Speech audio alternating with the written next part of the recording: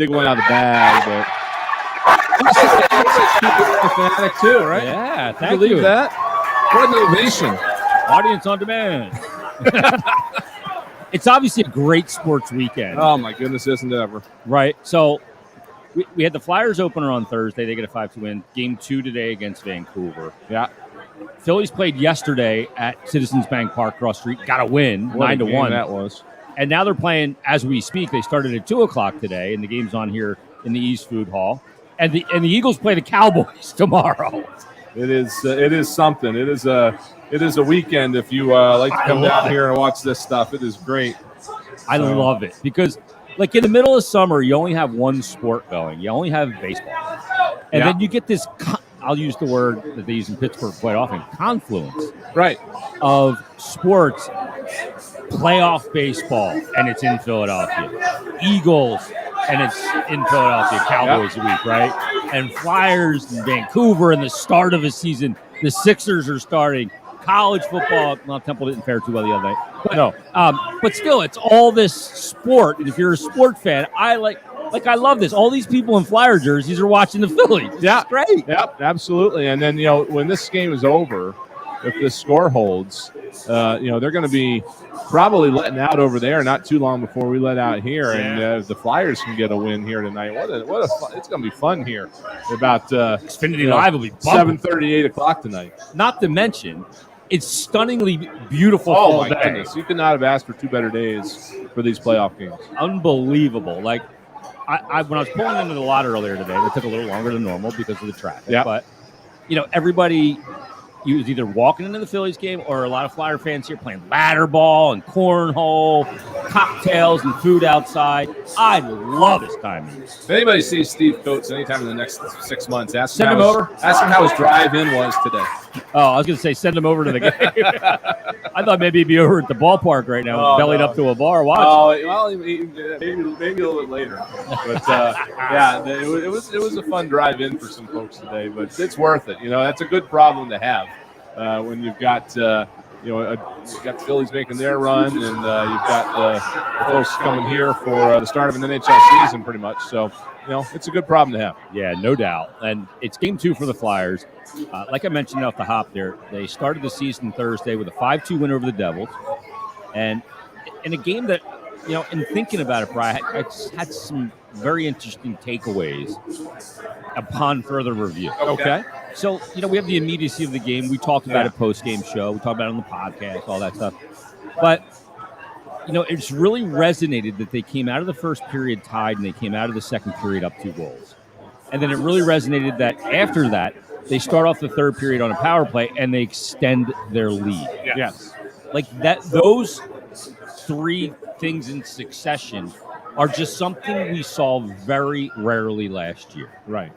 And they're all positive. Yeah, absolutely. You never did get all that tied together all that often. You would get a great first period, and then the second couple of periods would be rough, or you'd get maybe a rough first period to come back in the second, but they can't maintain it in the third, or the worst is when you take a lead in the third and you can't maintain it. Or go in tied and you can't pull ahead.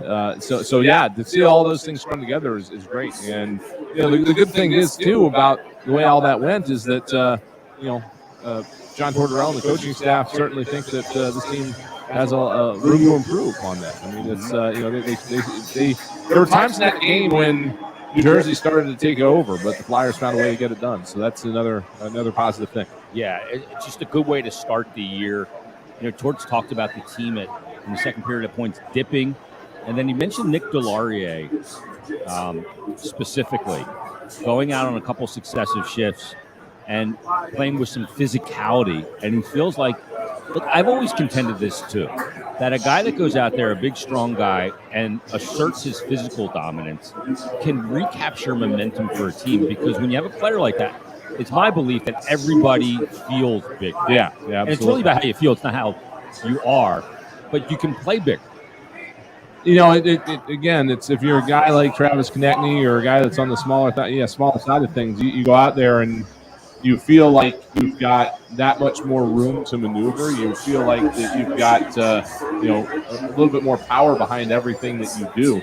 And again, it can be in those situations where the momentum is swinging back your way, and you get these periods in the hockey game, and it's really kind of hard to describe it, but you get the puck out of your zone, it comes right back in. It's just over and over again, hard to deal with. And so you get a guy like Delorier goes out there and just you slow the game down. There's that concept of you come off the bench and you slow the game down a little bit, and just get things calm, and then you progress from there. Yeah, I mean, when you sign Nick Delorier, you're not counting on Nick Delorier to carry you offensively. You're counting on him to do that, be physical, kill penalties, and for a guy to go out there and make everybody bigger, feel protected, and make it harder for the opposition.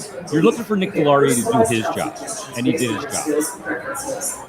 And also, there is definitely a bit of I don't know if getting used to it is the term, but Nick Delorier is new to the organization, and guys know what he brings to a game, and they've gotten to know him in the preseason, but they haven't really been to battle with him in a regular season game before that first game. And so there is a little bit of a period there where the current Flyers roster is going to get used to having him out there, and going to see what he brings to an overall lineup. And again, you're not looking for him to score 100 goals or anything like that. You're just looking for him to do his thing. Yeah, it's always do your job. Every guy's got a role on this team. Do your job. And boy, did I think Travis Konecny did his job on that opener on Thursday night. And he looked fantastic in the game. He wasn't perfect, but I thought he made plays. And one thing Torch has talked about, Bri, is I want guys. I'm okay incurring a little bit of risk if it's aggressive and it's doing the right things. It's not always going to work out. Sometimes it will end up in the back of your net. And I thought Travis Konecny really personified that in hockey. Yeah, he's really catching John Tortorella's eye, as you would imagine your first line wingers would do. Just how much energy he brings to a game, and the personality with which he plays the game. And it's not even a situation where he goes out there and plays outside the system or anything like that's going to make the coaching staff angry with him or anything like that. He's going to have some leeway to go out there and use the way he plays the game, use that personality to make things happen, and that's a good thing. It's going to make it's going to make him feel like he doesn't have to necessarily change the way he plays the game. He's going to go out there and play the way he does, and it'll be good from there. In speaking with Chuck Fletcher yesterday for today's Flyers Daily, I asked him about Owen Tippett. He's certainly not going to be available for the next couple of games. And a couple roster moves and were made, including Hayden Hodgson going down. And Ole Lixell is recalled from Lehigh Valley as the Flyers have placed Owen Tippett on injured reserve with that upper body injury. Lixell going to be number 1 in your hearts, number 62 in the jersey on today. And he is available to play in this game today. And I know Torch was really impressed with him early on in camp, and he was one of those guys when you had 70 players here, kept making plays. They kept looking at their roster sheet and going, who is that? Oh, that's Lixell again. Oh, who's that? Oh, that's Lixell again. Yep. That's the sign of a good camp for guys that are not bona fide NHL locks or anything like that. And the way he was described as far as being viewed by the coaching staff was that he got into camp and he took off like a rocket. I mean, his camp was incredible early on, and then they felt he kind of plateaued a little bit. They felt that he, did not. I don't know if he regressed necessarily, but you know what I mean. Like, it was not like it was sustained what he was doing. So that's kind of why he got the start, I think, in Lehigh Valley. But, they want to take a look at him. They took a look at Hodgson, decided they want to look at some other guys after looking at Hodgson. So now they're going to head down, and we've got Jackson Cates up as well. That's due to the injury. But, Lixell's the first guy who's going to get a look here. And, it may not be, it probably won't be a permanent thing. He might get a couple looks here, and then, he goes back to the AHL and works on things a little bit. It could be McEwen that comes next, or Atkinson comes back. There's going to be variables. Oh, yeah. I mean, the Phantoms have not started their season yet. I think they might start it today. I do believe that's tonight. Yeah, so those guys have not really, been in any sort of action down there that's not, preseason stuff that they've already played in the NHL level. They have, also been, feeling their way out. You've got a lot of guys down there who work part of the NHL camp that are going through another training camp, guys like Cal O'Reilly and stuff like that. So, he's definitely going to get some more time down there in seasoning, but he'll get a shot today here, and he'll get in his head what it's like to play a regular season NHL game. And he's going to get the rookie lap as well. Let's take a timeout. We'll come back with more on Flyers Game Day. Brian Smith, Jason Martinez. Maybe you were wondering why maybe Tyson Forster wasn't called up. I'll tell you what Chuck Fletcher had to say about that on today's Flyers Daily as well. Stay tuned. We're back at the East Ball after this on the BetRivers.com Flyers Broadcast Network.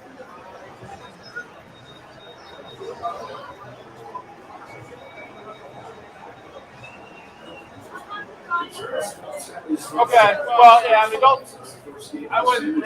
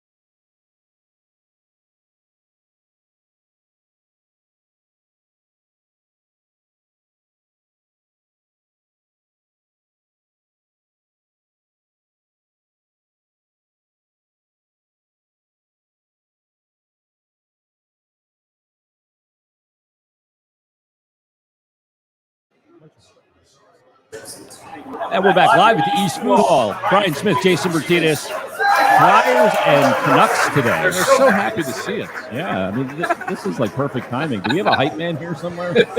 Like that guy in the Mighty Mighty Boss Tones that just dances and he's got long hair and he's pitching today for the Phillies. Yeah, yeah, Noah Syndergaard.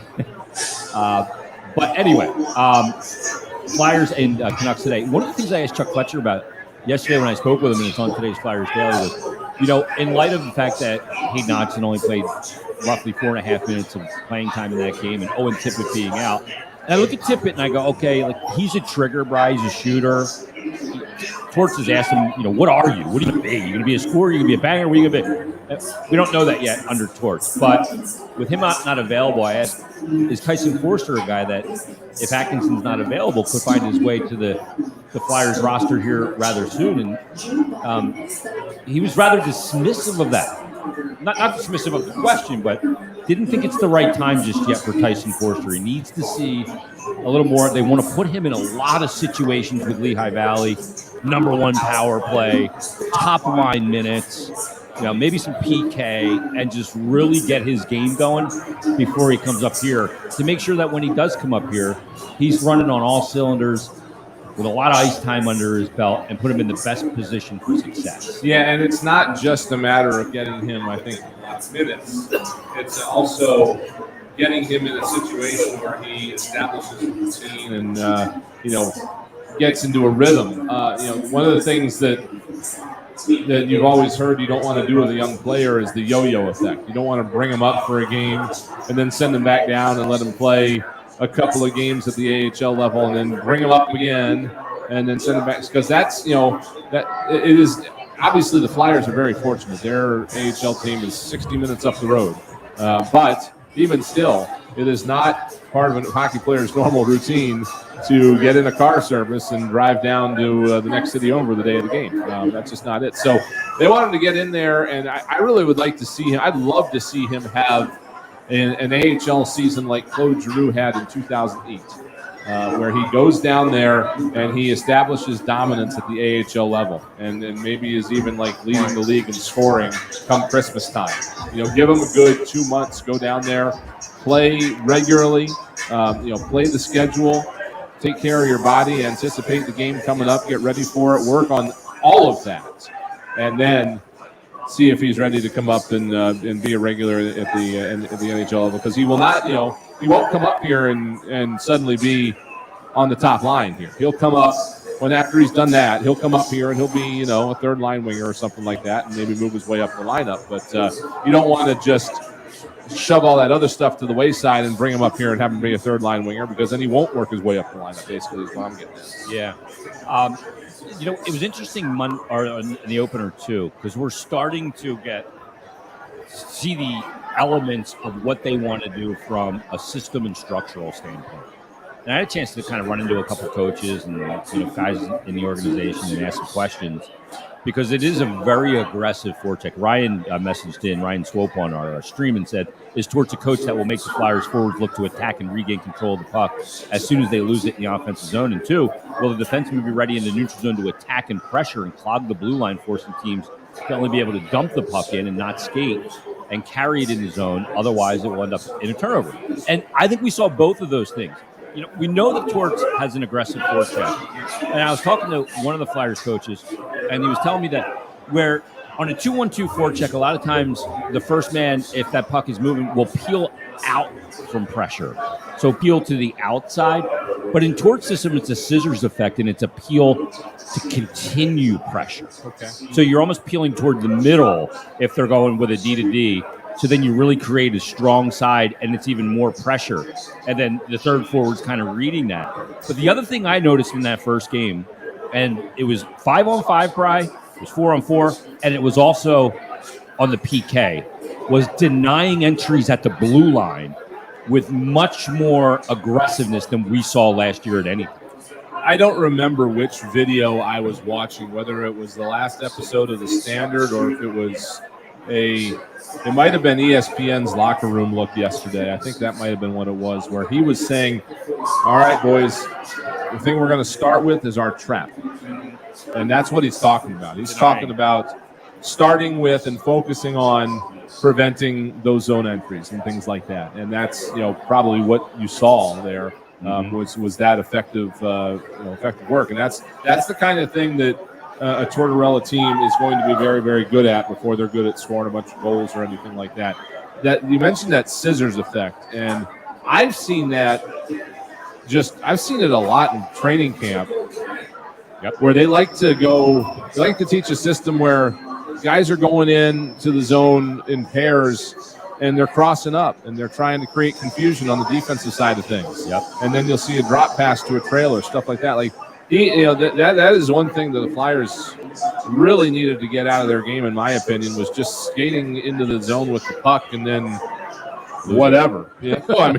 Wrap it around, try a centering pass. There was no creativity in that part of their game last year. There was a lack of forcing the opposition to make decisions. Yes, yeah, exactly. And that's what that sort of thing does, is that, you going with it or am I going? Yeah, exactly. You're coming in, all of a sudden your guy that's on the right is on the left now, and what's that? You create that confusion, and then you look to make the play, and then you have opportunities to make plays that weren't there before you created the confusion. So I really liked seeing that in training camp, and hopefully that's going to start manifesting itself into the regular season. In all of team sport, offensive predictability is advantage defense because it's predictable. Yeah. They're playing and you go, I know what they're doing, now I can stop it. Yeah. But if you have all of this unpredictability, it becomes advantage offense because inherently the team that's defending is now reacting to you, and the more decisions you can put them to is the more potential for a mistake. Yes, and that's usually where we look for that is on the power play. Yes. Because you're trying to obviously you're already down a man, so you've got to make decisions as to who you're going to leave open. And that's been a Flyers problem also, is the power play lacking creativity, too much on the perimeter, not enough seam passes. Yeah, shooting for one thing, but those seam passes aren't there, and so we look for it there. But that is going to be, to me, the hallmark of how the Flyers do this year, is how they're able to do that at 5-on-5, and what kind of opportunities that creates for them. And at the same time, this is the way that the team hasn't really played since. I couldn't tell you. So when you implement all this stuff and you start to try to attack things this way, what is that going to bring out in Travis Konechny? What is it going to bring out in Scott Laughton? What is it going to bring out in some of these guys that are in their mid to late 20s that the Flyers are talking about? We got to see who these guys are. Well, that may bring out that part of their game and basically change what they bring to the team. No question. Let's take a quick timeout. One more. We'll take you up to the countdown to face-off with Steve Coates and Tim Saunders at the top of the hour, then all the first period action. We'll give you the lineups and combinations, lines and D pairs for both sides, coming up right after this on Flyers Game Day on the BetRivers.com Flyers Broadcast Network.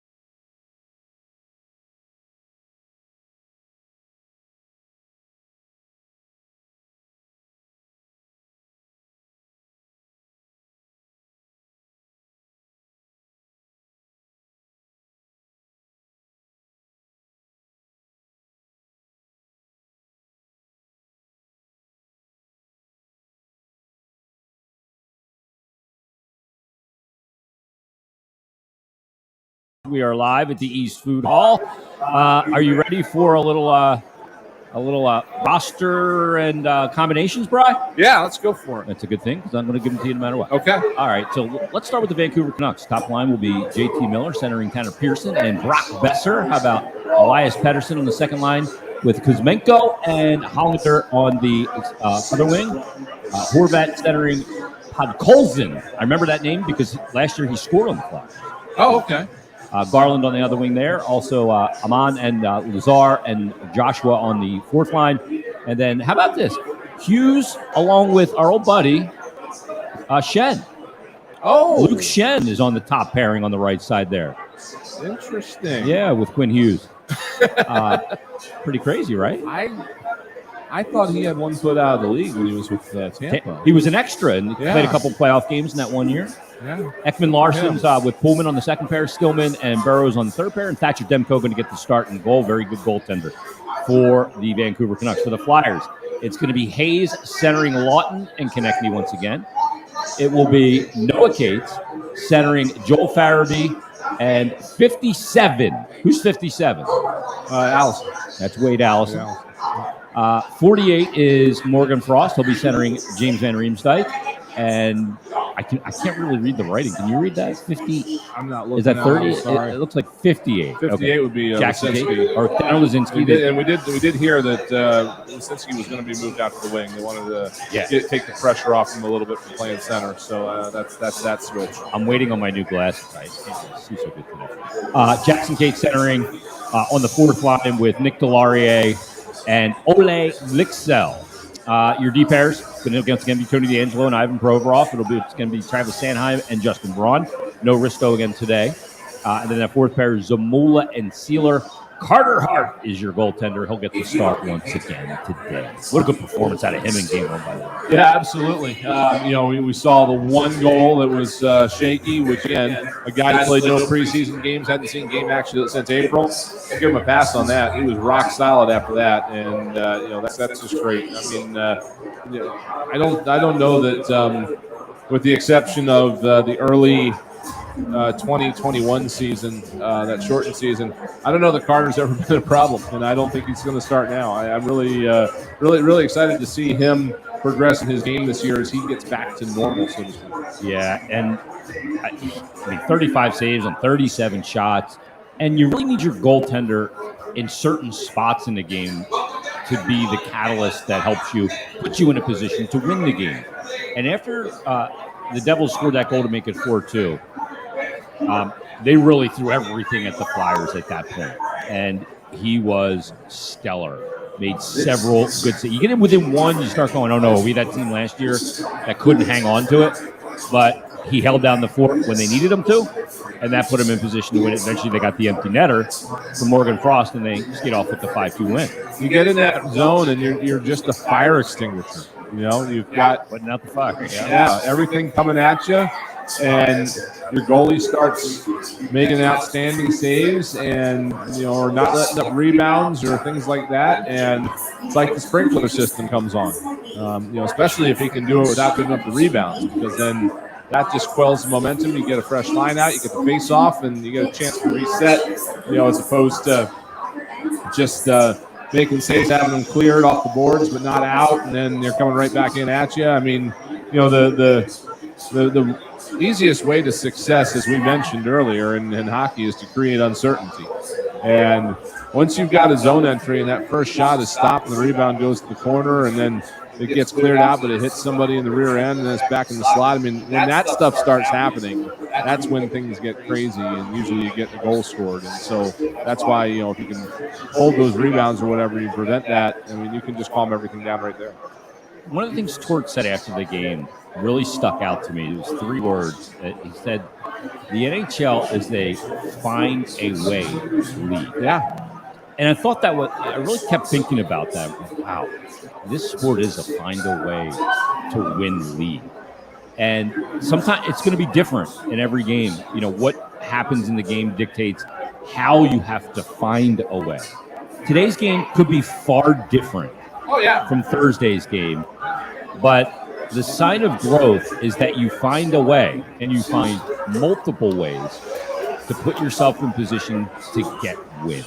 Because you're not going to be at your best every night, right? You just aren't, and the opposition is going to be different every night. Right. And so, in this day and age of video and statistics and all that, I mean, the coaching staff knows what the Canucks are going to do. The thing is that they don't want the players to worry about that. They want to worry about doing their thing. So that's what they're going to focus on. And the coaches, focus on how to get them there, and you find a way to win. And you find a way.